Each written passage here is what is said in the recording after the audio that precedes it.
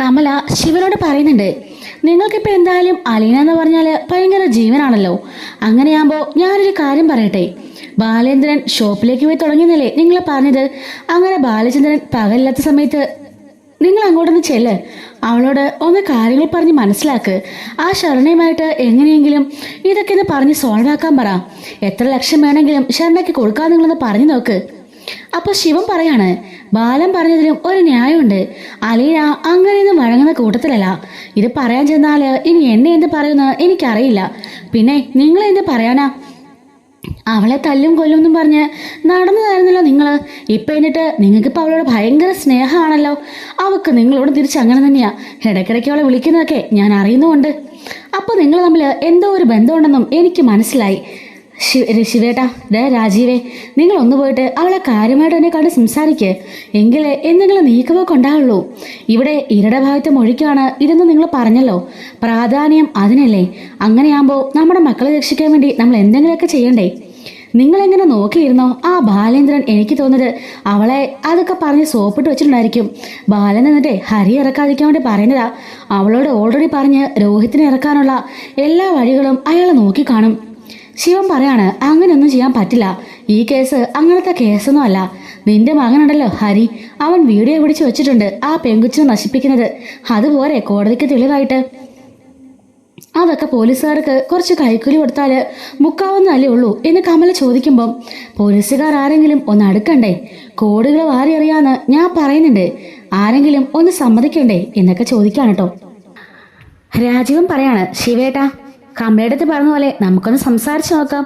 ആ കുട്ടിയുടെ ആറ്റിറ്റ്യൂഡ് എന്താണെന്നെങ്കിലും അറിയാലോ. അവൾക്കാകുമ്പം ഷറിനെക്കുറിച്ച് അത്യാവശ്യം കാര്യങ്ങൾ അറിയാലോ. അവർ സമ്മതിക്കില്ലയോ എന്നെങ്കിലും അലീനെ കൊണ്ട് മനസ്സിലാക്കാൻ സാധിച്ചു കാണുമല്ലോ. നമുക്കൊന്ന് പോയി നോക്കാം. അങ്ങനെ രാജീവനും ശിവനും കൂടിയിട്ട് ബാലേന്ദ്രൻ അവിടെ ഇല്ലാത്ത സമയം നോക്കി അങ്ങോട്ടേക്ക് ചെല്ലാണ് കേട്ടോ, കടപ്പാട്ടൂരേക്ക്. അങ്ങനെ അവിടെ ചെല്ലുമ്പം കൃഷ്ണമോള് കാണും. കൃഷ്ണമോളും ആഹാ വെള്ളച്ചനും അളച്ചനാണോ എന്നൊക്കെ ചോദിച്ചുകൊണ്ട് അങ്ങോട്ടേക്ക് വരാണ്. അങ്ങനെ സോറി അങ്കിൾമാരാണെന്ന് ചോദിച്ചിട്ട് അങ്ങോട്ടേക്ക് വരാൻ കേട്ടോ. അല്ല മോളെ, അലീന എവിടെ?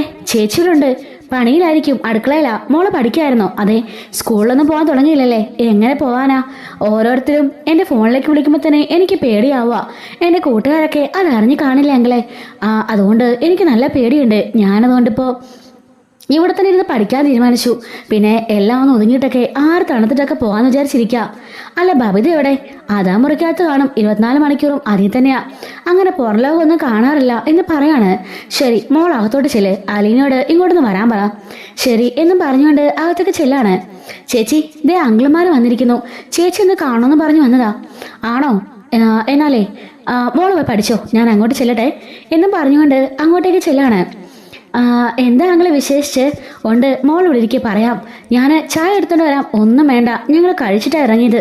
നീ ഇവിടെ ഇരിക്കുക, കുറച്ച് കാര്യങ്ങൾ സംസാരിക്കാൻ വേണ്ടിയാ ഞാൻ വന്നത്. അല്ല, ഷർണേനെ മോള് പോയി കാണുന്നുണ്ടെന്ന് പറഞ്ഞല്ലോ. എന്തിനാ മോൾ അങ്ങനെ പോയി കാണാൻ പോയത്? ആദ്യത്തെ ദിവസം തന്നെ അവിടെ എന്തൊക്കെ പ്രശ്നങ്ങളുണ്ടായത്? അവിടെ ആരെങ്കിലും മോളെ അങ്ങനെ അന്ന് തീ കത്തിച്ചിരുന്നെങ്കിലോ എന്താവായിരുന്നു അവസ്ഥ? മോളുടെ ജീവൻ തന്നെ അപകടത്തിലാവില്ലായിരുന്നോ? അതിൻ്റെയൊക്കെ ആവശ്യം ഉണ്ടായിരുന്നോ? അത് പിന്നെ അങ്ങളെ, ഞാനൊരു ആവേശത്തിന് പുറത്തങ്ങ് പോയതാ. ആ കുട്ടിയെന്ന് കാണാൻ വേണ്ടി. അടിഞ്ഞു കിടക്കുകയാണെന്ന് അറിഞ്ഞു, അതുകൊണ്ട് ഒന്ന് എണീപ്പിക്കാൻ പോയതാ. പക്ഷേ അങ്ങനെയൊക്കെ സംഭവിക്കുന്ന ഞാൻ കരുതിയില്ല. ആ സമയത്ത് സത്യം പറഞ്ഞാൽ ഞാനങ്ങ് പേടിച്ചു പോയെന്ന് തന്നെ പറയണം. അപ്പോൾ എനിക്ക് പരിചയമുള്ള ഓട്ടോക്കാരനുണ്ട്, അയാളെ രക്ഷപ്പെടുത്തിയത്. പരിചയമുള്ള ഓട്ടോക്കാരനോ? അവിടെ എങ്ങനെ നിനക്ക് പരിചയം? അത് പിന്നെ ഞാൻ ഇവിടുന്ന് മാസം കിട്ടുന്ന ശമ്പളത്തിൽ നിന്ന് കുറച്ച് പൈസ എടുത്തുകൊണ്ട് പോയി അനാഥാലയങ്ങൾക്കൊക്കെ അരിയും സാധനമൊക്കെ വാങ്ങിച്ചു കൊടുക്കാനുണ്ട്. അങ്ങനെ പരിചയപ്പെട്ടൊരു ഓട്ടോക്കാരനാ അയാൾ. ആ കോളനിയാണ് താമസം. എന്നെ അവിടെ ഇട്ട് ഇതുപോലെ ക്രൂരമായിട്ട് ഉപദ്രവിക്കുന്ന കണ്ട് അയാൾ ഓടി വന്നതാ. അയാൾ വന്നുകൊണ്ടാ ഇപ്പം ഇങ്ങനെ ഇരിക്കുന്നത്. അല്ലെങ്കിൽ അവിടെ വെച്ചേ കത്തി ചാമ്പലായനെ. എൻ്റെ പൊന്നുമോളെ, ഇനി ഞങ്ങൾ സൂക്ഷിക്കണം. നീ ഇപ്പോൾ ഡെയിലി പോകുന്നുണ്ടെന്നൊക്കെ ഞങ്ങൾ അറിഞ്ഞു. അവർക്കിപ്പോൾ നിന്നെ നല്ല വിശ്വാസമല്ലേ? ഞാൻ ഇവിടുത്തെ വേലക്കാരിയാണെന്നാണല്ലോ പറഞ്ഞിരിക്കുന്നത്. അതുകൊണ്ടിപ്പോൾ വിശ്വാസമൊക്കെ ഉണ്ട്. ഇവിടുത്തെ മകളാണെന്നൊന്നും ആർക്കും അറിയില്ലല്ലോ. അല്ല, ഞങ്ങളൊരു കാര്യം ചോദിക്കട്ടെ, ഇപ്പം ആ ഷാറിനൊക്കെ എങ്ങനെയുണ്ട്? എണീക്കാനൊക്കെ തുടങ്ങിയോ? ഇപ്പോൾ പതിയെ മെച്ചപ്പെട്ട് വരുന്നുണ്ട്. എഴുന്നേറ്റ് ആഹാരം കഴിച്ചു, കുളിച്ചു. അങ്ങനെ എന്നോട് സംസാരിച്ചു. കുഴപ്പമില്ല, കൊച്ചു പെൺകുട്ടിയാ, കാണുമ്പം എനിക്കൊരു രേവതിക്കുട്ടിയെ പോലെ തോന്നാറ്. 18 വയസ്സായതേ ഉള്ളൂ എന്ന് പറയാണ്. 18 വയസ്സായിട്ടും പോക്സോ വകുപ്പിലാണല്ലോ മോളെ കേസ്. അത് പിന്നെ ഈ 18 വയസ്സാകുന്നതിന് മുമ്പും ഹരി അവളെ ഉപദ്രവിച്ചിട്ടുണ്ടെന്നാ അവര് പറച്ചില്. അതുകൊണ്ടാണല്ലേ അത് പോക്സോയിലേക്ക് വന്നത്. അല്ല മോളെ, രക്ഷപ്പെടുത്താൻ എന്തെങ്കിലും ഒരു വഴിയുണ്ടോ? അവന്മാരെ മോള് വിചാരിച്ചാ എന്തെങ്കിലും നടക്കുമോ? അല്ല, അങ്ങൾ എന്താ ഉദ്ദേശിച്ചേ? എനിക്ക് മനസ്സിലായില്ല. അത് പിന്നെ മോൾ അവിടെ ചെന്നൊന്ന് സംസാരിച്ചാല് ഈ കാര്യങ്ങൾക്കൊക്കെ ഒരു നീക്കുപോക്ക് ഉണ്ടാവില്ലേ? മോളുടെ സ്വന്തം അനയല്ലേ രോഹിത്ത്. അതുപോലെ ഹരി ആണെങ്കിലും മോളുടെ അങ്കിളിന്റെ മോനല്ലേ. അപ്പോൾ മോൾക്ക് ആ ഒരു സ്നേഹം കാണുമല്ലോ. അവന്മാർ ചെയ്ത് തെറ്റില്ലെന്ന് ഞങ്ങൾ പറയുന്നില്ല, തെറ്റ് തന്നെയാണ്. പക്ഷേ മോളൊന്ന് ചിന്തിച്ചു നോക്ക്. നമ്മുടെ പിള്ളേര് ജീവിതകാലം മുഴുവനും കിടന്ന് അനുഭവിക്കണ്ടേ? ആ കുട്ടി ഒന്ന് മൊഴി മാറ്റി പറഞ്ഞ തീരാവുന്ന പ്രശ്നമുള്ളതെല്ലാം. ആ കുട്ടിയുടെ അവസ്ഥയൊക്കെ മോക്കറിയാലോ. എത്ര കോടി വേണമെങ്കിലും ഞങ്ങൾ കൊടുക്കാം, കോടിക്കണക്കിന് രൂപ വേണമെങ്കിലും ഞങ്ങൾ കൊടുക്കാം. ആ കുട്ടിയുടെ ഭാവിയും വീടും അതുപോലെ എല്ലാം ഭദ്രമാകും. കുട്ടിയെ പഠിപ്പിക്കാൻ അയക്കാം, ഭാവി സുരക്ഷിതമാക്കാം, നല്ല വീട് വെച്ചു കൊടുക്കാം, എല്ലാം ചെയ്തു കൊടുക്കാം. ആ കുട്ടി എങ്ങനെയെങ്കിലും ഒന്ന് മൊഴിമാറ്റി പറയണം. മോള് അതിനൊന്ന് സഹകരിക്കുമോ? പെട്ടെന്ന് അല്ല ചാടി എഴുന്നേക്കാണ്. അങ്കിൾ എന്താ ഈ പറയുന്നേ?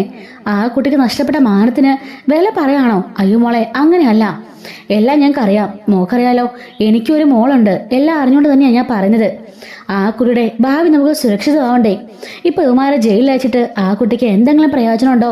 ജയിലിൽ അയച്ചാലും അവന്മാർക്ക് അവിടെ വലിയ ശിക്ഷ ഒന്നിനും കിട്ടാൻ പോണില്ല. ജയിലൊക്കെ ഇപ്പൊ സുഖ ജീവിതമാണല്ലോ. പക്ഷെ നിറയിക്കാൻ പോണത് ആ കുട്ടിയായിരിക്കും. ഇനി ജനങ്ങളുടെ മധ്യത്തിലേക്ക് ഇറങ്ങുമ്പം സഹതാപവും ചില ആണുങ്ങളുടെ വഷളമായിട്ടുള്ള നോട്ടവും അങ്ങനെ പലതും ആ കുട്ടി സഹിക്കേണ്ടി വരും. എന്തിനാമാരോട് പോയി എന്നുള്ള ചോദ്യവും ആ കുട്ടി കേൾക്കേണ്ടി വരില്ലേ? അതുപോലെ തന്നെ വക്കീലന്മാരുടെ ഭാഗത്തു നിന്നൊക്കെ വളരെ മോശമായ രീതിക്കായിരിക്കും ആ കുട്ടിയുടെ ബിഹേവ് ചെയ്യുന്നത്. അങ്ങനെ ആ കുട്ടി ജീവിതം മുഴുവനും അടുത്തു പോകും. അതേസമയം അത്യാവശ്യം ജീവിക്കാനുള്ള ചുറ്റുപാടുണ്ടാക്കുകയാണെങ്കിൽ ആ കുട്ടിക്ക് പുറത്തൊക്കെ പോയി പഠിച്ച് നല്ല അന്തസ്സായിട്ട് ജീവിക്കാമല്ലോ എന്ന് ചോദിക്കുകയാണ്. അങ്കിളെ പറഞ്ഞതൊക്കെ ശരിയായിരിക്കാം, പക്ഷേ ഇതിൽ ഞാനൊരു തീരുമാനം എടുക്കൂ ഒന്ന് പറയുകയോ ചെയ്യില്ല. ഞാൻ പറഞ്ഞല്ലോ, അവരോട് ഞാൻ ആദ്യമേ പറഞ്ഞു, ഞാൻ ചെല്ലുന്നതന്നെ ആ കുട്ടി ആശ്വസിപ്പിക്കാനും കൈപിടിച്ച് നടത്തിക്കാനും വേണ്ടിയിട്ടാണ്, അല്ലാതെ വേറെ ഒന്നിനും വേണ്ടിയിട്ടല്ല. ഈ കേസുകളെ കുറിച്ച് ഞാൻ സംസാരിക്കത്തുകൂടിയില്ല. അതിന് അച്ഛൻ പറഞ്ഞാലും ശരി, ആര് പറഞ്ഞാലും ഞാനത് ചെയ്യില്ല. കാരണം എനിക്ക് പേടിയാ. പേടി മാത്രമല്ല, ആ കുട്ടിയുടെ ഭാഗത്തുനിന്ന് ഒന്ന് ചിന്തിച്ചു നോക്കിക്കേ. അവളും എന്നെപ്പോലെ ഒരു പെൺകുട്ടിയല്ലേ. 18 വയസ്സ് മാത്രം തികഞ്ഞ ഒരു കൊച്ചു പെൺകുട്ടി. അവളുടെ മാനത്തിന് ഞാൻ വില പറഞ്ഞ പോലെ ആവില്ലേ? ഇത്രയും ദിവസം ഞാൻ അവളെ കാണാൻ പോയതിനും അവളെ ശുശ്രൂഷിച്ചതിനും ഒരർത്ഥമില്ലാതാവും. അതുകൊണ്ട് ഒരിക്കലും ഞാനത് ചെയ്യില്ലെങ്കിലേ. ദയവ് ചെയ്ത് എന്നെ ഇങ്ങനെ നിരാശയിലാക്കരുത്. ആ കുട്ടി അവളുടെ ജീവിതത്തിലേക്ക് ഇപ്പോൾ കാല് വെച്ച് വന്നുകൊണ്ടിരിക്കുകയാണ്. ഈ സമയത്ത് അവളെ വലിച്ച് താഴേക്കിടുന്നത് ഒട്ടും ശരിയാവില്ല. അതും ഞാൻ ചെയ്യുന്നത് ഒരിക്കലും ശരിയാവില്ല. എന്നെ ഇപ്പോൾ അവരെല്ലാം വിശ്വസിച്ചു തരാം. ആ സമയത്ത് ഞാൻ പോയി ഇങ്ങനെ പറഞ്ഞാൽ മനഃപൂർവ്വം ഇതിനോടെ തന്നെ ഞാൻ ടാർഗറ്റ് ചെയ്യാമെന്നല്ലേ അവർ കരുതുള്ളൂ. ദയവ് ചെയ്ത് എന്നെ ഈ കേസിൽ ഇടപെടുത്തരുത്. നിങ്ങൾ വേണമെങ്കിൽ ഡയറക്റ്റായിട്ട് സംസാരിച്ച് നോക്ക്, അല്ലെങ്കിൽ മറ്റേതെങ്കിലും നേതാക്കന്മാരെ കൊണ്ടോ മറ്റാരെ കൊണ്ടെങ്കിലും ഈ കാര്യത്തിൽ സംസാരിച്ച് നോക്ക്. അവൾ സമ്മതിക്കുകയാണെങ്കിൽ എനിക്കെന്താ പ്രശ്നം? നിങ്ങൾക്കോ അതുകൊണ്ട് നേട്ടേ ഉള്ളൂ. പക്ഷെ ഞാൻ സംസാരിക്കില്ല. അവളുടെ അഭിപ്രായത്തിൽ തെറ്റുകാർ ശിക്ഷ അനുഭവിക്കണം എന്നാണെങ്കിൽ അങ്ങനെ തന്നെ ചെയ്യട്ടെ. അല്ലാതെ എനിക്കൊന്നും പറയാനില്ലെങ്കിലേ ദയവ് ചെയ്ത് ഇതും പറഞ്ഞ് എന്നെ ഉപദ്രവിക്കരുത്. ആദ്യം തന്നെ ഹരി രോഹിത്തും എന്നെ ഉപദ്രവിച്ചപ്പോൾ ഞാൻ കേസ് കൊടുക്കേണ്ടതായിരുന്നു. പക്ഷെ ഞാനത് ചെയ്തില്ല. അന്നത് ഞാൻ ചെയ്തിരുന്നെങ്കിൽ ഇന്ന് ആ പെൺകുട്ടിക്ക് ഈ അവസ്ഥ ഉണ്ടാവില്ല എന്ന് പലരും എന്നോട് പറഞ്ഞതാ. പക്ഷെ എന്ത് ചെയ്യാനാ, രോഹിത്ത് എൻ്റെ അനിയനായി പോയില്ലേ. അതുകൊണ്ട് മാത്രമാണ് ഞാനത് ക്ഷമിച്ചത് എന്നുള്ള പറയാൻ കേട്ടോ. എന്ത് ചെയ്യാനാ മോളെ, മക്കളെ ജനിപ്പിച്ചു പോയില്ലേ. വരുന്ന പോലെ അനുഭവിക്കണ്ടേ? എന്തെങ്കിലും വഴിയുണ്ടാവും. ഞങ്ങളും കുറെ നേതാക്കന്മാരെയും ബാക്കി കുറെ പേരെയും കാണുന്നുണ്ട്. പൈസ കൊടുക്കാമെന്ന് പറഞ്ഞിട്ടുണ്ട്. വീട്ടുകാരൊക്കെ ഇച്ചിരി ആയെന്ന മാട്ടുണ്ട്. പക്ഷേ സമുദായക്കാരും കുറെ മഹിളാ പ്രവർത്തകരൊക്കെ ഉണ്ട്. അവരെ സമ്മതിക്കാത്ത ആ കുട്ടിയുടെ ഭാവിയല്ലേ നോക്കേണ്ടത്. ഇവന്മാരെ ജയിലിൽ കൊണ്ട് തീറ്റിപ്പോറ്റിയിട്ട് എന്ത് ചെയ്യാനാ എന്നൊക്കെ ചോദിക്കുന്നുണ്ട് കേട്ടോ. അങ്ങനെ പറഞ്ഞുകൊണ്ട് എന്നാൽ ശരി മോളെ, ഞങ്ങൾ ഇറങ്ങാം എന്നും പറഞ്ഞുകൊണ്ട് പോകുമ്പം അങ്ങളെ ചായ കുടിച്ചിട്ട് പോവാം. വേണ്ട, ഞങ്ങൾ പോയിട്ട് വരാം. പിന്നെ ഞങ്ങളുടെ വന്ന കാര്യം അത് ബാലൻ അറിയണ്ട. ബാലനോട് ഞങ്ങൾ ഈ കാര്യം നേരത്തെ പറഞ്ഞതാ. പക്ഷേ അവനും നിന്റെ അതേ തീരുമാനത്തിലായിരുന്നു. ഇനിയിപ്പോൾ ഞങ്ങളോടൊന്ന് സംസാരിച്ചെന്ന് അറിഞ്ഞാലേ ചിലപ്പം അവനത് ഇഷ്ടപ്പെട്ടൊന്നും വരില്ല. അതുകൊണ്ട് നീ പറയാൻ നിൽക്കണ്ട. ശരിയെങ്കിലേ, ഞാൻ പറയുന്നില്ല. അങ്ങനെ പറഞ്ഞുകൊണ്ട് ശിവനും രാജീവനും അവിടുന്ന് പോവാണ്. അലീന ആകെപ്പാടെ മനപ്രയാസത്തിലായിരിക്കും കേട്ടോ. ഒരു ഭാഗത്ത് തൻ്റെ അനിയനും അതുപോലെ തന്നെ മറ്റൊരു ഭാഗത്ത് ശരണ്യയും. എന്തൊക്കെ വന്നാലും ശരണ്യാണ് നീതി ലഭിക്കേണ്ടവള്. അവളുടെ ആഗ്രഹം എന്താണോ അതുപോലെ തന്നെ അവൾക്ക് നീതി ലഭിക്കണമെന്നും അവൾ കരുതുന്നുണ്ട്. അങ്ങനെ അലീന കൃഷ്ണനോട് പോയിട്ട് പറയുന്നുണ്ട്, അച്ഛൻ വരാൻ സമയമായല്ലോ, ഞാൻ ഷാറിൻ്റെ വീട് വരെ പോയിട്ട് വരാം എന്ന് പറയാൻ കേട്ടോ. അതായത് പിറ്റേ ദിവസമാണ് ഒരു 11 മണിയൊക്കെ ആകുമ്പോഴേക്കും അവൾ ഷാറിൻ്റെ വീട്ടിലേക്ക് പോവാണ്. അങ്ങനെ കൃഷ്ണ അവിടെ നിന്ന് പഠിക്കാതിരിക്കും. അങ്ങോട്ടേക്ക് ബാലൻ കയറി വരുന്നുണ്ട്.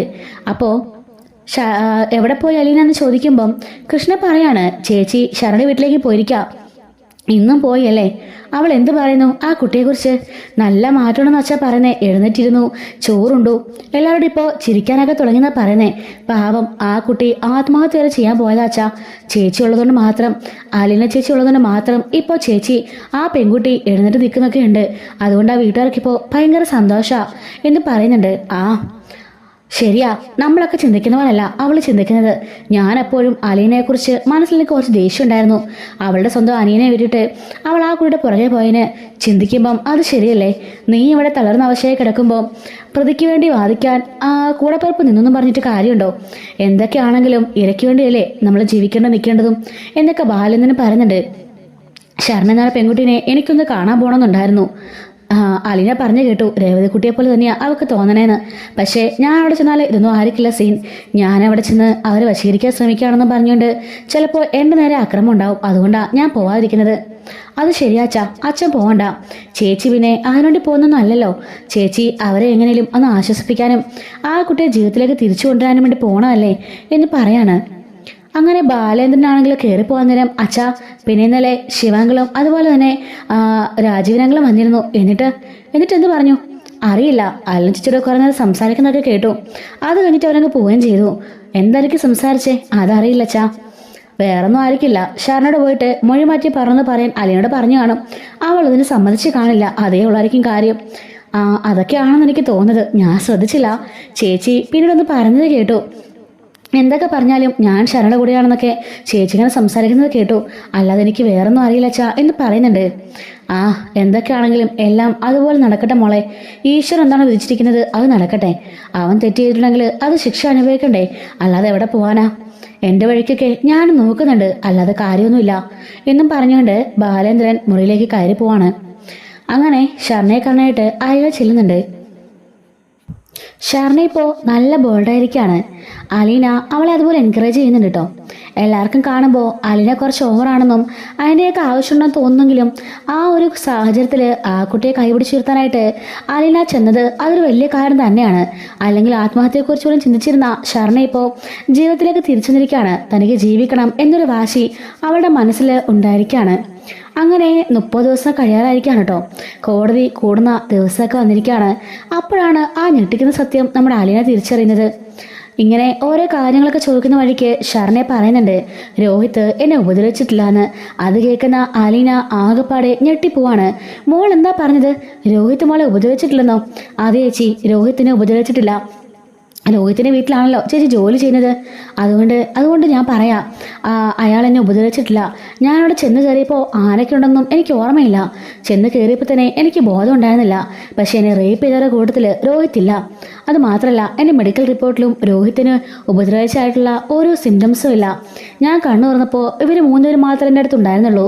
അതിനിടയ്ക്ക് അതിലൊരു പയ്യൻ ഹരിയോട് പറഞ്ഞ് ഞാൻ കേട്ടു, ആ രോഹിത് എന്നെ പേടിത്തൊണ്ടിയാടാ, ഇവൾ വന്ന് കയറിയത് കണ്ടപ്പോൾ തന്നെ അവൻ ഇറങ്ങി ഓടിയല്ലോ എന്നും പറഞ്ഞത് കേട്ടു.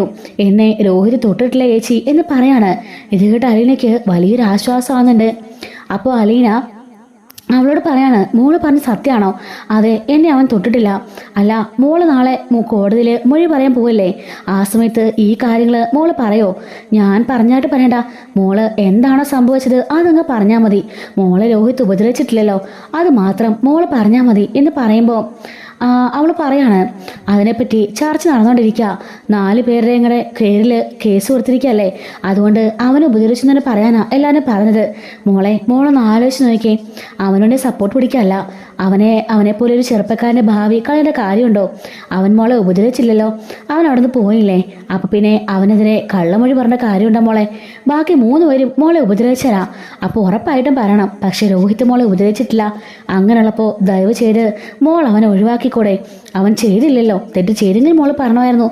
തെറ്റ് ചെയ്യാത്തിടത്തോളം ഒരു നിരപരാധി ശിക്ഷിക്കുന്നത് ശരിയാണോ എന്ന് ചോദിക്കുകയാണ്.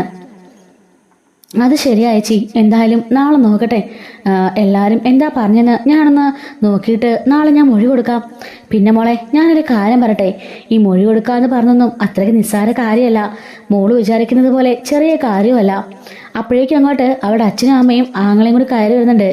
അലിനെ പറയാണ്, ഇതുപോലുള്ള ഒരുപാട് കേസുകളൊക്കെ ഞാൻ കണ്ടിട്ടുണ്ട്, ഹാൻഡിൽ ചെയ്തിട്ടുണ്ട്. അതുകൊണ്ട് ഞാൻ പറയാം, വക്കീലന്മാർ വളരെ വൾഗറുള്ള ചോദ്യങ്ങളൊക്കെ ചോദിക്കും, വളരെ വൃത്തിയുടെ ചോദ്യങ്ങളൊക്കെ ചോദിക്കും. മോൾ അപ്പോഴൊന്നും മനസ്സാന്നിധ്യം കൈവിടരുത്.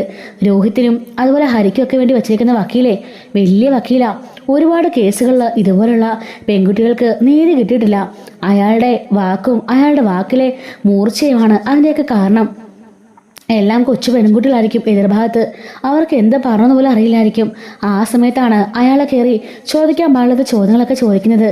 അത് കേട്ട് പേടിച്ച് വിറച്ച് പോകുന്ന പെൺകുട്ടികൾ പിന്നെ തിരിച്ചൊന്നും പറയാൻ നിൽക്കില്ല. മൊഴി പേടിച്ച് മാറ്റി പറയും. അതൊക്കെയാ സംഭവിക്കാറ്. അതുകൊണ്ട് എൻ്റെ മോള് നല്ല ധൈര്യത്തോടെ നിൽക്കണം. ഞാൻ പറഞ്ഞ കാര്യം എല്ലാവരും ശ്രദ്ധിച്ചു കേൾക്കണം. ആദ്യം തന്നെ വക്കീൽ ചോദിക്കാൻ പോണത്, നീ എന്തുകൊണ്ടാ അവൻ്റെ കൂടെ പോയെന്നാ. മോള് സത്യമായി തന്നെ പറയണം. ഇതിനു മുമ്പ് പോയിട്ടുണ്ടോ, അതോ പിന്നീട് മോളോട് ചോദിക്കാൻ വന്നൊരു വൃത്തിയായിട്ട് ചോദ്യം കാണും.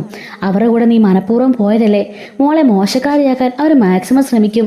കാശ് വാങ്ങിച്ചിട്ടാണ് മോളെ പോയെന്ന് വരെ പറയും. അപ്പോഴൊന്നും മോള് ധൈര്യം കൈവിടരുത്. ആ സമയത്ത് മോള് പതറിപ്പോയാൽ മോളുടെ ജീവിതം നശിച്ചു എന്ന് കരുതിയാൽ മതി. പതറിപ്പോവാതെ സംഭവിച്ച കാര്യങ്ങൾ ധൈര്യമായിട്ട് പറയണം. മോളോട് തെറ്റായ പെൺകുട്ടിയല്ലെന്ന് എല്ലാവരുടെ മുമ്പിൽ മോള് തെളിയിക്കണം. ആ പറഞ്ഞ വക്കീലിന് വരെ വായ അടപ്പിച്ചു വിടണം. അങ്ങനെ അവന്മാരെ ശിക്ഷ വാങ്ങിച്ചു കൊടുക്കണം. അന്ന് എന്താണോ സംഭവിച്ചത് ആ കാര്യങ്ങൾ സത്യമായി കൃത്യമായി പറഞ്ഞു കൊടുക്കണം. അല്ലാതെ അതിൽ മോള് ഒന്നും ചേർക്കോ കുറയ്ക്കോ ഒന്നും വേണ്ട. എന്നിട്ട് ആ വക്കീൽ എന്ത് പറഞ്ഞാലും അടി പതറാതെ നിന്ന് ധൈര്യമായിട്ട് മറുപടി പറയണം. മോളൊന്ന് പകച്ചു പോയാലേ ആ ഗ്യാപ്പ് കയറി അയാൾ പിടിക്കും.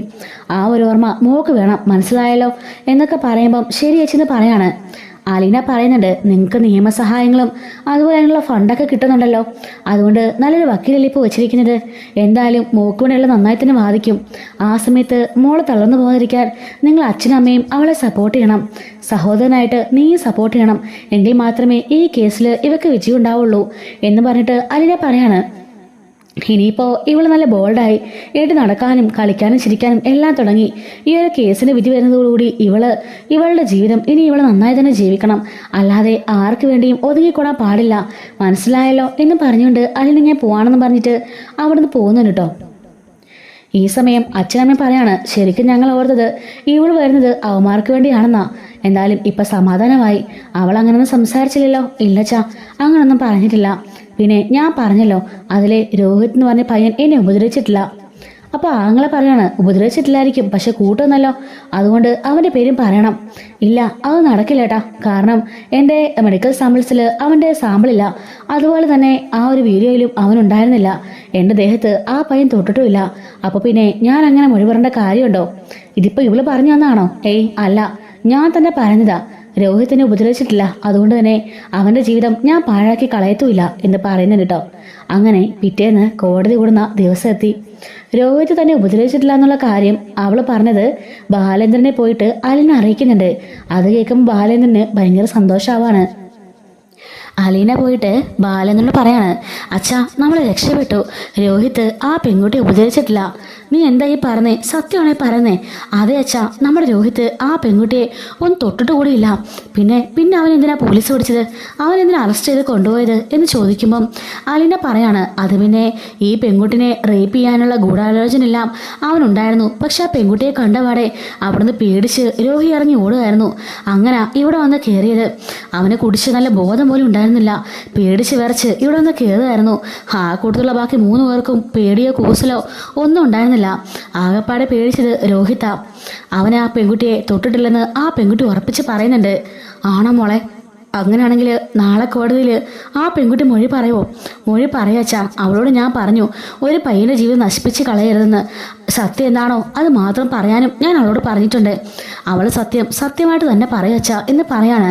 അത് കേട്ട് ബാലേന്ദ്രന് ഭയങ്കര സന്തോഷമാണ്. മോളെ, എനിക്കെന്ത് പറഞ്ഞെന്നറിയില്ല. നീ പോയതുകൊണ്ടാ ഈ ഒരു സത്യം നമുക്ക് അറിയാൻ പറ്റിയത്. രോഹി പോലും അതൊന്നും പറഞ്ഞില്ലല്ലോ. എങ്കിലും എൻ്റെ മോളെ, എനിക്ക് മനസ്സിന് ഭയങ്കര സന്തോഷം തോന്നുകയാണ്. എനിക്ക് എന്ത് ചെയ്യണമെന്ന് അറിയില്ല മോളെ. നാളെ ആ കുട്ടി പറയാതിരിക്കും വെച്ചാ, നമുക്ക് വിശ്വസിക്കാം എന്ന് പറയുന്നുണ്ട് കേട്ടോ. എന്നാൽ ഈ കാര്യങ്ങൾ മറ്റാരും അറിയണ്ട എന്ന് അലീന പറയാണ്. അങ്ങനെ പിറ്റേ ദിവസം കോടതി കൂടണം കേട്ടോ. ഷർണനെ മുഖമൊക്കെ മറിച്ച് കോടതിക്കുള്ളിലേക്ക് കൊണ്ടുവരുന്നുണ്ട്. അതുപോലെ തന്നെ ഹരി, രോഹിത്, മറ്റു 2 പയ്യന്മാർ, പിന്നെ ശിവനും രാജീവനും അതുപോലെ ബാലചന്ദ്രനും കമലയും അലീനയും മനുവും അങ്ങനെ എല്ലാവരും ആ കോടതിക്കകത്തുണ്ട് കേട്ടോ. അങ്ങനെ കോടതിയിൽ വക്കീലെ ക്രോസ് ചെയ്യാൻ തുടങ്ങുകയാണ്, വിസ്തരിക്കാൻ തുടങ്ങുന്നുണ്ട്. ഈ സമയത്ത് നമ്മുടെ എതിർഭാഗം വക്കീലാണ് കേട്ടോ അങ്ങോട്ടേക്ക് വരുന്നത്. ഷർണയോട് ചോദിക്കുകയാണ്, ഈ നിൽക്കുന്ന പയ്യന്മാരെ നിനക്കറിയോ എന്ന് ചോദിക്കുമ്പം അറിയാമെന്ന് പറയാണ്. എങ്ങനെ നിനക്കറിയാം എന്ന് ചോദിക്കുമ്പം എന്നെ നശിപ്പിച്ചത് ഇവന്മാരാണ് എന്ന് പറയുമ്പം ഇവന്മാരെ നിനക്ക് നേരത്തെ കണ്ട് പരിചയമുണ്ടോ? ഇല്ല, ഈ നിൽക്കുന്ന ഹരിയെ മാത്രം എനിക്കറിയാം. എങ്ങനെ അറിയാം? കഴിഞ്ഞ 1 വർഷമായിട്ട് ഞാൻ ഹരി തമ്മിൽ പ്രണയത്തിലായിരുന്നു. ഓഹോ, അപ്പൊ ഹരിയുമായിട്ട് നീ പ്രേമത്തിലായിരുന്നല്ലേ? നിനക്കിപ്പോൾ എത്ര വയസ്സായി? 18 വയസ്സായി. 18 വയസ്സായി. അപ്പൊ 17 വയസ്സിലെ പ്രേമമൊക്കെ തുടങ്ങിയല്ലേ? അതെ. അല്ല, അങ്ങനെ പ്രേമിച്ച് നീ ഇവൻ്റെ കൂടെ എവിടെയൊക്കെ പോയിട്ടുണ്ട്? ഞാൻ പല സ്ഥലങ്ങളിലേക്കും പോയിട്ടുണ്ട്. എന്നെ സ്നേഹത്തോടെ അതുപോലെ എന്നെ വിളിച്ചുകൊണ്ട് പോയത്. ആ സമയത്തൊക്കെ എന്നെ വിശ്വസിച്ച് ഞാൻ കൂടെ പോയി. അല്ല, ഇതിനു മുമ്പ് ഇവൻ റേപ്പ് ചെയ്തിട്ടുണ്ടോ? ഇല്ല, പലതവണ ശ്രമിച്ചിട്ടുണ്ട്, ഞാൻ സമ്മതിച്ചിട്ടില്ല. അപ്പോൾ ഇവൻ്റെ കൂടെ അന്ന് നീ എന്തിനാ അങ്ങോട്ടേക്ക് പോയത്? ആളൊഴിഞ്ഞ് വിടാണെന്നൊക്കെ നിനക്കറിയായിരുന്നല്ലോ, പിന്നെ എന്തിനാ പോയത്? ആളൊഴിഞ്ഞ് വിടാണെന്ന് അറിഞ്ഞുകൊണ്ടല്ല ഞാൻ പോയത്. അവിടെ അവൻ്റെ കസിൻസും എല്ലാവരും ഉണ്ടെന്ന് പറഞ്ഞിട്ടാ ഞാൻ പോയത്. സ്ത്രീകളും ഉണ്ടെന്ന് പറഞ്ഞു. അത് വിശ്വസിച്ചാ ഞാൻ അങ്ങോട്ടേക്ക് ചെന്നത്. അവിടെ വെച്ച് എനിക്ക് വെള്ളത്തിൽ മയക്കുമരുന്ന് കലക്കി തരുമായിരുന്നു. ചെന്ന ഉടനെ എൻ്റെ ബോധം പോയി എന്ന് പറയുന്നുണ്ട്. അല്ല, ഒരു പയ്യൻ വിളിച്ച ഉടനെ ഞങ്ങൾ ഇറങ്ങിച്ചെല്ലുന്നത് നല്ല പെമ്പിള്ളേർ ലക്ഷണമാണോ? ഞങ്ങളൊന്നും അങ്ങനെയല്ല, ഞങ്ങളങ്ങനെ കേട്ടിട്ടുമില്ല. നല്ല പെമ്പിള്ളേരാണെങ്കിൽ അങ്ങനെ ചെയ്യില്ല സാറേ. കഴിഞ്ഞ 1 വർഷമായിട്ട് ഞാൻ ഹരി തമ്മിൽ പ്രണയത്തിലാണ്. അപ്പോൾ എന്നോട് പല ചക്രവാക്കുകളും ഓരോ ഇതൊക്കെ കേട്ടിട്ടാ ഞാനാണ് വിശ്വസിച്ചത്. ഒരുപാട് വിശ്വസിച്ച് ഞാൻ ഒരുപാട് സ്നേഹിച്ചു. ആ വിശ്വാസത്തിന് പുറത്താണ് ഞാൻ പോയത്, അല്ലാതെ ഇവരെന്നെ ചതിക്കുമെന്ന് കരുതിയിട്ടല്ല. ആയിക്കോട്ടെ, നിനക്ക് ബോധമില്ലെന്ന് പറഞ്ഞല്ലോ, പിന്നെ അങ്ങനെ 4 പേർ നിന്നെ പീഡിപ്പിച്ചു എന്ന് നീ പറയുന്നത്? അത് പിന്നെ എനിക്ക് ബോധം വന്നിരുന്നു. രാവിലെ 9 മണിക്കാണ് എന്നോട് കൊണ്ടുപോയത്, തിരിച്ചു വിടുന്നത് 3 മണിക്കും. അതിനിടയിൽ എനിക്ക് ബോധം വന്നതാ. ആ സമയത്ത് ഇവർ ഞാൻ കണ്ടതാ എന്ന് പറയുന്നുണ്ട്. അപ്പോൾ ആ സമയത്ത് നിനക്കിറങ്ങി ഓടിക്കൂടായിരുന്നോ? രക്ഷപ്പെടാൻ ശ്രമിച്ചിടായിരുന്നോ? പിന്നെ എന്തുകൊണ്ടാണ് നീ അവിടെ തന്നെ കിടന്നത്? അങ്ങനെ രക്ഷപ്പെടാനൊന്നും പറ്റുന്ന സാഹചര്യമായിരുന്നില്ല. എന്നെ കടിച്ചു കയറാൻ നിൽക്കുന്ന പേപ്പട്ടികളുടെ മുമ്പിൽ കിടക്കുകയായിരുന്നു ഞാൻ. അപ്പോൾ ഞാൻ എങ്ങനെ എഴുതി ചോടുന്ന് സാർ തന്നെ പറ എന്ന് പറയുമ്പോൾ അയാൾ മറുപടി ഒന്നും പറയുന്നില്ല കേട്ടോ. അല്ല, ഞാനൊരു കാര്യം പറയട്ടെ, ഈ പയ്യന്മാർ പറഞ്ഞല്ലോ ഇതിനു മുമ്പും നീ ഇവന്മാരോടെ പോയിട്ടുണ്ടെന്ന്. പലതവണ നീ നിന്റെ ഇഷ്ടത്തിന് ഇവന്മാരോടെ പോയിട്ടുണ്ടെന്നും കാശ് വാങ്ങിച്ചിട്ടുണ്ടെന്നും ഇവന്മാർ പറഞ്ഞല്ലോ. അപ്പോഴേക്കും ശരണ്യ ഒന്ന് നെർവസ് ആവാണ്. അലിനെ നോക്കുമ്പം അലിനെ കണ്ണടച്ചിട്ട് ശാന്തമായിരിക്കാനും സ്വസ്ഥമായിട്ട് പറയാനും ഇങ്ങനെ ആംഗ്യം കാണിക്കാൻ കേട്ടോ. അപ്പോഴേക്ക് ശരണ്യ പറയാണ്, അങ്ങനെ ഇവർ പറഞ്ഞോ അതോ സാധു തന്നെ പറയുന്നതാണോ? ഞാനതിനാ പറഞ്ഞ മോളെ, ഞാനല്ല, ഈ പയ്യന്മാരാ പറഞ്ഞത്. പലതവണ നിന്നെ അങ്ങോട്ടേക്ക് കൊണ്ടുപോയിട്ടുണ്ടെന്നും നീ സമ്മതത്തോടെ വന്നിട്ടുണ്ടെന്നും അതുപോലെ തന്നെ നിനക്ക് ഇഷ്ടം പോലെ കാശ് വന്നിട്ടുണ്ടെന്നും. ശരിയല്ലേ മോളെ? എന്നിട്ട് ഇപ്രാവശ്യം അവന്മാരുടെ അടുത്ത് നീ കൂടുതൽ കാശ് ചോദിച്ചപ്പം അവന്മാർ കാശില്ലെന്ന് പറഞ്ഞു. അതുകൊണ്ടല്ലേ നീ ഇതൊരു റേപ്പ് കേസ് ആക്കിയത്? അപ്പോഴേക്കും ശരണ്യ പറയാണ്, ഞാൻ ആദ്യമായിട്ടാണ് ബാക്കി 3 പേരെ കാണുന്നത്. ഞാനങ്ങനെ കാശിന് വേണ്ടി പോകുന്ന ഒരാളൊന്നുമല്ല. ഞാൻ മാന്യമായി തന്നെ ജീവിക്കുന്ന ഒരു പെൺകുട്ടിയാണ്. എനിക്ക് 18 വയസ്സ് കഴിഞ്ഞിട്ട് 3-4 ദിവസം മാത്രമേ ആയിട്ടുള്ളൂ. 17 വയസ്സുള്ള ഒരു പെൺകുട്ടി കാശിനോടി അങ്ങനെ പലരും കൂടെ പോകുന്ന സാറിന് എങ്ങനെ പറയാൻ തോന്നുന്നത്? സാറിൻ്റെ വീട്ടിൽ ഒരു മോളോ ഒരു പെങ്ങളോ ഒക്കെ കാണില്ലേ എന്ന് ചോദിക്കുമ്പം അദ്ദേഹം പറയാണ്, എൻ്റെ ഭാര്യയും എൻ്റെ മക്കളും എൻ്റെ പെങ്ങളും ഒന്നും ഇങ്ങനെ കാണുന്നമാർ വിളിച്ചാൽ പോകാറൊന്നുമില്ല. അത് സാറിന് തോന്നലായിരിക്കും, പക്ഷേ ഞാൻ അങ്ങനെ പോകാറില്ല എന്ന് തന്നെ തറപ്പിച്ച് പറയണം കേട്ടോ. ഇത് കേൾക്കുന്ന എതിർഭാഗം മറ്റേ വക്കീൽ വരും ഇന്ന് ഞെട്ടിപ്പോകുന്നുണ്ട്. കാരണം അത്രയ്ക്ക് കുറുക്കുള്ള മറുപടി കേട്ടോ നമ്മുടെ ശരണ്യെ കൊടുക്കുന്നത്. അപ്പോഴേക്കും എഴുന്നേറ്റ് വന്നിട്ട് ശരണ്യ വക്കീൽ പറയാണ്, സാറേ 18 വയസ്സ് മാത്രം തികഞ്ഞ ഇമ്മാതിരി ഒരു കൊച്ചുകുട്ടിയോട് ഇമ്മാതിരി ചോദ്യങ്ങളൊന്നും ചോദിക്കരുത്. അവൾ പലതവണ കൂടെ പോയിട്ടുണ്ടെന്നുള്ളതിന് തെളിവ് എന്തെങ്കിലും ഉണ്ടോ എന്ന് ചോദിക്കുകയാണ്. തെളിവൊന്നുമില്ല, ഈ പയ്യന്മാർ പറഞ്ഞല്ലോ കുറേ പ്രാവശ്യം പോയിട്ടുണ്ടെന്നും കാശ് വാങ്ങിച്ചിട്ടുണ്ടെന്നും. അല്ല, ഞാൻ കൂടുതൽ കാര്യം ചെയ്യട്ടെ, ലാസ്റ്റായിട്ട് ഇവന്മാരുടെ കയ്യിൽ നിന്ന് പോയപ്പോൾ 25,000 രൂപയും ഒരു മോതിരവും മോള് മേടിച്ചില്ലേ എന്ന് ചോദിക്കുകയാണ്. അപ്പോഴേക്കും ശരണ്യ ഒന്ന് പേടിച്ചിട്ട് പറയാണ്, അതെ ഞാൻ വാങ്ങിച്ചിരുന്നു. അതേത് സാഹചര്യമാണെന്നും കൂടി സാർ മനസ്സിലാക്കണം. എല്ലാം നഷ്ടപ്പെട്ടവളായിട്ട് ഞാൻ കാറിനകത്ത് തിരിച്ചിനെ കൊണ്ടാക്കാൻ വേണ്ടി ഹരി വരുമായിരുന്നു. ആരോടത് പറയേണ്ടത് പോലും അറിയാതെ ചത്തൊരവസ്ഥയിലായിരുന്നു ഞാൻ അവിടുന്ന് വന്നത്. ഈ സമയത്ത് അവനെൻ്റെ കയ്യിൽ കുറച്ച് പൈസയും ഒരു മോതിരം വെച്ച് തന്നു. ഞാൻ അതിലേക്ക് നോക്കുക പോലും ചെയ്തില്ല. ഡോർ തുറന്ന് ഞാൻ ഇറങ്ങി നടന്നുപോയി. ആ സമയത്ത് എവിടെയോ എൻ്റെ കയ്യിൽ നിന്ന് ആ പൈസ പോവുകയും ചെയ്തു. അതിനെക്കുറിച്ചൊന്നും പിന്നീട് ചിന്തിക്കുക ഓർക്കുകൂടി ചെയ്തിട്ടില്ല. അല്ലാതെ അവന്മാർക്ക് വേണ്ടി ഞാൻ എൻ്റെ ശരീരം കൊടുത്ത് കാശ് വാങ്ങിച്ചിട്ടില്ല എന്ന് തന്നെ തറപ്പിച്ച് പറയാണ്. ഒരു രീതിക്കും ഷർണയോട് ഇങ്ങനെ പറഞ്ഞിട്ടും അവളെ പ്രവോക്ക് ചെയ്തിട്ട് പോലും അവൾ തളരുന്നില്ല എന്ന് എതിർഭാഗം വക്കീലിന് മനസ്സിലാവാണ്. അങ്ങനെ ഇത് കാണുമ്പോൾ അമ്മയ്ക്കും അച്ഛനൊക്കെ ഭയങ്കര ഒരു കോൺഫിഡൻസ് ആവുന്നുണ്ട്. അതേ സമയത്ത് തന്നെ നമ്മുടെ ഷർണയുടെ വക്കീല് ഹാരിയുടെ അടുത്തേക്ക് ചെല്ലാണ്. ഹാരിയോട് ചോദിക്കുന്നുണ്ട്, ഈ കുട്ടിയെ നിങ്ങളെ പീഡിപ്പിച്ചെന്നുള്ളത് ശരിയാണോ? സാർ, അത് പിന്നെ ഞങ്ങളെ പീഡിപ്പിച്ചതല്ല. ഞങ്ങളുടെ വക്കീല് പറഞ്ഞതുപോലെ ഈ കുട്ടി ഇഷ്ടത്തിന് തന്നെ ഞങ്ങളോട് വന്നതാ. എന്നിട്ട് മനഃപൂർവ്വമായിട്ട് കാശ് കൊടുക്കാത്തതിന് കാശ് കൊടുത്ത് കുറഞ്ഞുപോയി. 4 പേരുടെ കയ്യിൽ 1 ലക്ഷം രൂപ വേണമെന്ന് ഇവള് പറഞ്ഞതാ. അവസരത്ത് കൊടുക്കില്ലെന്ന് പറഞ്ഞപ്പോഴാ ഇവള് കേസ് കൊടുക്കാനൊക്കെ പോയത്. അപ്പൊ ഷർണ അവിടെ നിന്ന് വിളിച്ചു പോവാണ്, അല്ല പച്ച കള്ളം. എടാ ദ്രോഹി, നിനക്ക് എങ്ങനെ പറയാൻ തോന്നുന്നു? എന്നെ 1 വർഷത്തോളം നീ സ്നേഹിച്ചിട്ട് നിന്റെ കൂട്ടുകാരുടെ മുമ്പിൽ എന്നെ എറിഞ്ഞു കൊടുത്തില്ലേ? കൂട്ടുകാർക്ക് കാഴ്ച വെച്ചില്ലടാ എന്നൊക്കെ ചോദിച്ചിരുന്ന് അലറുമ്പം ജഡ്ജി ആ ചുറ്റിക എടുത്തിട്ട് അടിയടിച്ചിട്ട് സൈലൻസ് എന്ന് പറയാണ്. അപ്പോഴേക്കും ആ വക്കീല് ഷർണനെ കൈ കാണിച്ചിട്ട് മിണ്ടരുതെന്ന് പറയുന്നുണ്ട് കേട്ടോ. എന്നിട്ട് ബാക്കി നിൽക്കുന്ന 2 പേരോടും ഈ ഹരി പറഞ്ഞതൊക്കെ ശരിയാണോ എന്ന് ചോദിക്കുമ്പം അതെ ശരിയാണ്. ഈ കുട്ടി പലതവണ ഞങ്ങളടുത്ത് വന്നിട്ടുണ്ട്, കാശ് വേണമെന്ന് പറഞ്ഞു. അങ്ങനെ മനഃപൂർവ്വം ഈ കുട്ടി ഞങ്ങളിവിടെ തന്നെ വന്നതാ. അന്ന് ആളൊഴിഞ്ഞ വീടാണെന്ന് തന്നെ അറിഞ്ഞിട്ടാ ഈ കുട്ടി അങ്ങോട്ടേക്ക് വന്നത് എന്ന് പറയാണ്. അങ്ങനെയാണെങ്കിലേ നിങ്ങൾ തന്നെ വീഡിയോ ഷൂട്ട് ചെയ്ത ഒരു വീഡിയോ ഉണ്ടല്ലോ, അതിനകത്ത് നിങ്ങൾ റേപ്പ് ചെയ്യുന്നതായിട്ടാണല്ലോ കാണുന്നത്. ആദ്യമൊന്നും ഈ കുട്ടിക്ക് ബോധം ഉണ്ടായിരുന്നില്ല. ബോധം വന്ന സമയത്ത് ഈ കുട്ടി നിങ്ങൾ ഉപദ്രവിക്കുന്നതൊക്കെ ആ വീഡിയോയിൽ കാണിക്കുന്നുണ്ടല്ലോ. ജഡ്ജിക്ക് മുമ്പാകെ അത് സമർപ്പിച്ചിട്ടുണ്ട്, അതൊന്ന് കാണാൻ പറയാണ്. ജഡ്ജി നോക്കുമ്പോൾ ശരിയാണ്, ബോധം വന്നു കഴിയുമ്പോൾ ശരണയ അവരെ പിച്ചയും ആദ്യം അടിക്കുകയൊക്കെ ചെയ്യുന്നുണ്ടല്ലോ, അതൊക്കെ കാണുന്നുണ്ട്.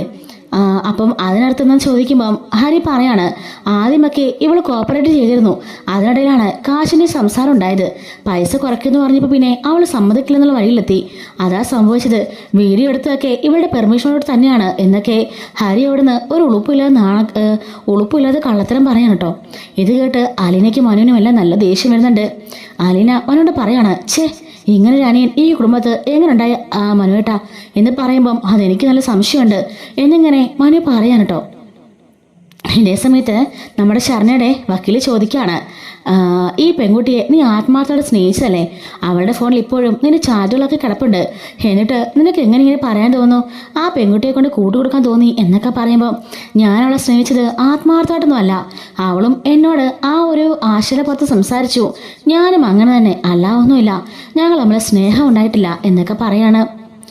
അതിനുശേഷം മെഡിക്കൽ റിപ്പോർട്ട് ഷർണയുടെ വക്കീല് ആ ഒരു ജഡ്ജിയുടെ കയ്യിൽ കൊടുക്കുകയാണ്. അപ്പോൾ ജഡ്ജി പറയുന്നുണ്ട്, ഇതിൽ 3 പേരുടെ സാമ്പിളേ ഉള്ളല്ലോ, ബാക്കി ഒരാളുടെ സാമ്പിൾ ഇല്ലല്ലോ എന്ന് ചോദിക്കുകയാണ്. അതുപോലെ തന്നെ വീഡിയോയിലും 3 പേരേ ഉള്ളൂ, മറ്റൊരാളുടെ വീഡിയോ ഇല്ലല്ലോ എന്ന് ചോദിക്കുമ്പം ഷർണയുടെ വക്കീല് ഷർണയോട് ചോദിക്കുകയാണ്, അതെന്താ മോളല്ലേ പറഞ്ഞത് 4 പേരുണ്ടായിരുന്നു എന്ന്, എന്നിട്ടിപ്പോൾ അതിലൊരാളുടെ ഡീറ്റെയിൽസും കാര്യങ്ങളും ഒന്നും ഇല്ലല്ലോ എന്ന് പറയാണ്. അപ്പോഴേക്കും നമ്മുടെ ഹരിയുടെ വക്കീല് പോയിട്ട് രോഹിത്തിനോട് ചോദിക്കുകയാണ്, എന്താടാ ആ സമയത്ത് നീ അവിടെ ഉണ്ടായിരുന്നില്ലേ, അതോ നീ ഇവക്ക് നേരത്തെ കാശ് കൊടുത്ത് ഒതുക്കിയിരുന്നോ? അപ്പോൾ രോഹിത്ത് പറയാണ്, ഇല്ല ഞാൻ കാശൊന്നും കൊടുത്തിട്ടില്ല, ഞാനൊന്നും ചെയ്തിട്ടുമില്ല. അപ്പോഴേക്കും നമ്മുടെ ഷർണയുടെ വക്കീൽ വന്നിട്ട് രോഹിത്തിനോട് ചോദിക്കുകയാണ്, നിന്റെ കൂട്ടുകാരൊക്കെ പറഞ്ഞത് നീ കേട്ടല്ലോ, ഇതിനു മുമ്പും ഈ പെൺകുട്ടി നിങ്ങളുടെ കൂടെ വന്നിട്ടുണ്ടെന്ന്, കാശ് വാങ്ങിച്ചിട്ടുണ്ടെന്ന്, ഇവളുടെ ഇഷ്ടപ്രകാരമാണ് ആ വീട്ടിലേക്ക് വന്നതും നിങ്ങളുടെ കൂടെ ലൈംഗിക ബന്ധത്തിൽ ഏർപ്പെട്ടെന്നാണ് ഇപ്പോൾ നിങ്ങളുടെ കൂട്ടുകാരൻ പറഞ്ഞത്. അതൊക്കെ സത്യമാണോ എന്ന് ചോദിക്കുമ്പം രോഹിത്ത് പറയാണ്, അല്ല അതൊന്നും സത്യമല്ല. ഇത് കേൾക്കുമ്പോൾ ശിവനും കമലയും ബാലേന്ദ്രനും എല്ലാവരും ഞെട്ടിപ്പോവാൻ കേട്ടോ. കാരണം ഇത്രയും നേരം മൊഴി പറഞ്ഞത് ഷർണ ഇഷ്ടപ്രകാരം വന്നതാണെന്നാണല്ലോ, പെട്ടെന്ന് തന്നെ മാറ്റി പറഞ്ഞു കേട്ടിട്ട് എല്ലാവരും ഞെട്ടിപ്പോകുന്നുണ്ട്. അപ്പോൾ മറ്റേ വക്കീൽ വന്നിട്ട്, അല്ല അവന് തെറ്റിപ്പോയതാ, നീ എന്തൊക്കെയാ രോഹിത്ത പറഞ്ഞത് കാര്യങ്ങളെല്ലാം മറന്നുപോയോ എന്നും പറഞ്ഞ് ആ വക്കീൽ പോയിട്ട് അവിടെ ചൂടാവാൻ കേട്ടോ. അങ്ങനെ രഹസ്യമായിട്ട് പറയാണ്. അതായത് ഹരിയുടെയൊക്കെ വക്കീല് പറഞ്ഞതുപോലെ പറഞ്ഞാൽ മതി, കൂടുതലൊന്നും പറയണ്ട, മര്യാദയ്ക്ക് ആ പെണ്ണ് വിളിച്ചിട്ട് നിങ്ങൾ പോയെന്ന് പറയണം, മനസ്സിലായല്ലോ എന്ന് പറയാണ്. അപ്പോഴേക്കും അവിടുന്ന് രോഹിത്ത് ജഡ്ജിയോട് വിളിച്ചു പോയി പറയുന്നുണ്ട്, അല്ല ഇവർ പറഞ്ഞത് സത്യമല്ല, ഞാൻ പറയാം സത്യം എന്താണെന്ന്. ഞങ്ങൾ 4 പേരോട് തന്നെയാ ഇത് പ്ലാൻ ചെയ്തത്. ഈ ശരണയ ആ കുട്ടിക്ക് ഒന്നും അറിയില്ല. ഇവളെ ഞാൻ നേരത്തെ കണ്ടിട്ടുമുണ്ട്. ഇവളും ഹരിയും തമ്മിൽ ഭയങ്കര പ്രേമത്തിലായിരുന്നു. ആ പെൺകുട്ടി ആത്മാർത്ഥമായിട്ടാ ഹരിയെ സ്നേഹിച്ചത്. പക്ഷേ അവൾ ഇവനെ ഒരു സെക്സ് ടോയ് ആയിട്ട് മാത്രമേ കണ്ടിട്ടുള്ളൂ. എങ്ങനെയെങ്കിലും അവളെ അടയണം എന്നുള്ള രീതിക്കായിരുന്നു ഈ ഹരിയുടെ പോക്ക്. പലതവണ പല സ്ഥലങ്ങളിലേക്കും ഈ കുട്ടിയെ കൊണ്ടുപോയതുമാണ്. പക്ഷെ ആ കുട്ടി അതൊന്നും സമ്മതിച്ചില്ല. അതിൻ്റെ വാശിയായിരുന്നു അവന്. അതുപോലെ തന്നെ എല്ലാവർക്കും കൂടെ ആഘോഷിക്കാമെന്ന് പറഞ്ഞ് ഹരി ഇതെല്ലാം പ്ലാൻ ചെയ്തത്.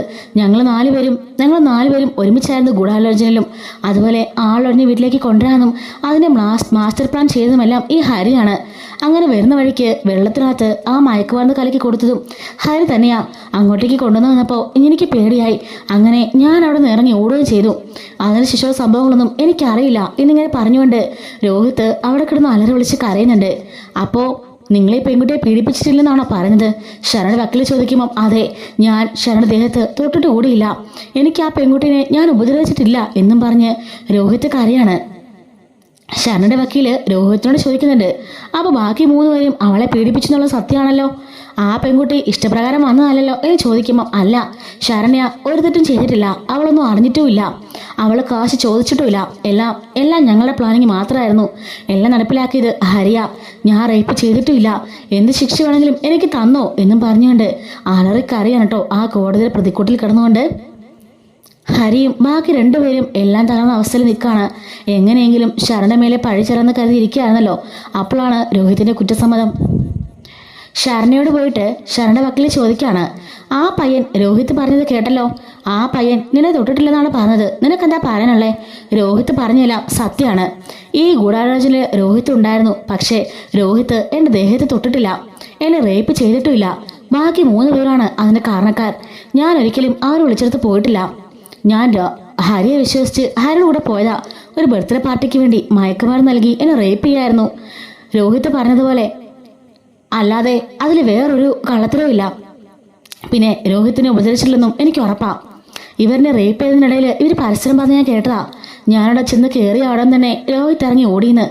അത് സത്യമാണ്. രോഹിത്തിനെ ഉപദ്രവിച്ചിട്ടില്ല എന്ന് കോടതി മുമ്പാകെ വിളിച്ചുപോയി പറയാൻ കേട്ടോ നമ്മുടെ ശരണ്യ ജഡ്ജിയോട് വിളിച്ചു പോയി പറയുന്നുണ്ട്, എൻ്റെ സാമ്പിൾസിലൊന്നും അവൻ്റെ സാമ്പിളില്ല, അതുപോലെ തന്നെ ആ ഒരു റിപ്പോർട്ടിൽ ഇല്ല, പിന്നെ ആ വീഡിയോയിലും രോഹിത്തിൻ്റെ വീഡിയോ ഇല്ല, അതുപോലെ തന്നെ അവർ പറഞ്ഞതും ഞാൻ കേട്ടതാ. രോഹിത്തിൻ്റെ പയ്യനെ ഇതിനു മുമ്പ് ഞാൻ കണ്ടിട്ടുമില്ല. പിന്നീട് ഞാൻ കാണുന്നത് ആ വാർത്തയിലൊക്കെയാ. ഈ പയ്യനെക്കുറിച്ച് അപ്പോഴാണ് ഞാൻ അറിയുന്നത് പോലും. 4 പേർക്കെതിരെ കേസ് കൊടുത്തൊക്കെ അന്ന് പോലീസുകാരും ബാക്കിയെല്ലാം ചേർന്നാണ്. അല്ലാതെ എനിക്കിതിനെക്കുറിച്ച് ഒന്നും അറിയില്ല. രോഹിത്ത് നിരപരാധിയാണ്, എന്നെ തൊട്ടിട്ട് കൂടിയില്ല എന്നൊക്കെ പറഞ്ഞിട്ട് കമലും ശിവനും രാജീവനും എല്ലാവരും നല്ല ശരിക്കും ഷോക്കാവുന്നുണ്ട്. അലീനയ്ക്കും മനുവിനും സന്തോഷമാവാണ്, അതുപോലെ തന്നെ ബാലചന്ദ്രനും. അങ്ങനെ കേസിന്റെ വിധി വരികയാണ് കേട്ടോ. വീണ്ടും ഈ പ്രതികളെ 3 പേരെയും റിമാൻഡ് ചെയ്യാണ്, ശിക്ഷ വിധിക്കുകയാണ്. അതേസമയത്ത് തന്നെ രോഹിത്തിനെ നിരപരാധി എന്നോണം കോടതി വിട്ടയക്കുകയും ചെയ്യുന്നുണ്ട്. അങ്ങനെ ശരണയ്ക്ക് നീതി കിട്ടുന്നുണ്ടോ. 3 പേരെയും ജീവപര്യന്തം തടവിന് ശിക്ഷിക്കാണ്. അങ്ങനെ ഒരു ലൈഫ് തന്നെ പോയിരിക്കുകയാണ് കേട്ടോ. അങ്ങനെ അലീന അവിടുന്ന് വിജയശ്രീലാളിതയായിട്ട് ഇറങ്ങി വരുന്നുണ്ട്. ബാക്കി പെൺകുട്ടികളെ പോലെ അവള് കൂനിക്കൂടി അയാളുടെ ചോദ്യങ്ങൾക്ക് മുമ്പിൽ പേടിച്ചു പോയിരുന്നെങ്കിൽ ഒരു പക്ഷേ ഈ കേസ് ജയിക്കില്ലായിരുന്നു. പക്ഷെ അലീനയുടെ ധൈര്യം കൊണ്ട് അവൾ നല്ല സ്ട്രോങ് ആയിട്ട് തന്നെ കോടതിയിൽ തിരിച്ചു പറയുകയും വാദിക്കുകയും ചെയ്തുകൊണ്ട് അവളും രക്ഷപ്പെട്ടു. അതുപോലെ തന്നെ രോഹിത്തും രക്ഷപ്പെട്ടു. അങ്ങനെ അലീനയോട് ബാലേന്ദ്രൻ നന്ദിയൊക്കെ പറയുന്നു കേട്ടോ.